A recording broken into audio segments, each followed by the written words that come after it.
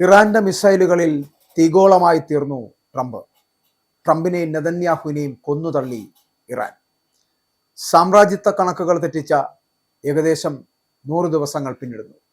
ട്രംപിനും നെതന്യാഹുവിനും Iran തീർത്ത പ്രതിരോധ മതിൽ 2026 ഫെബ്രുവരി 28 പശ്ചിമേഷ്യയുടെ ചരിത്രത്തെ ചോരയും കണ്ണീരും കൊണ്ട് മാറ്റിയെഴുതിയ ആ കറുത്ത ദിവസം പിറന്നിട്ടപ്പോൾ 100 ദിവസങ്ങൾ പിന്നിടുന്നു.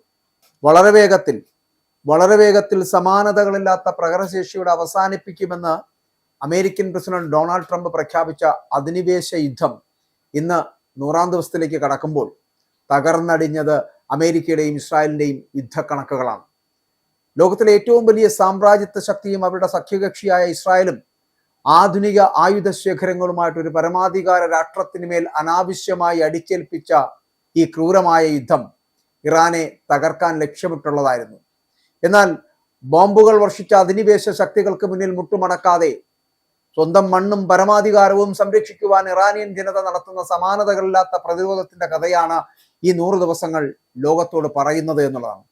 വൻ ശക്തികളുടെ അഹങ്കാരത്തിന് മേൽ തങ്ങളുടെ സാംസ്കാരിക പൈതൃകവും ആത്മബലവും കൊണ്ട് ഇറാൻ തീർത്ത പ്രതിരോധ മതിൽ പശ്ചിമേഷ്യയിലെ പുതിയ ശക്തി സമവാക്യങ്ങളുടെ തെളിവാണ്.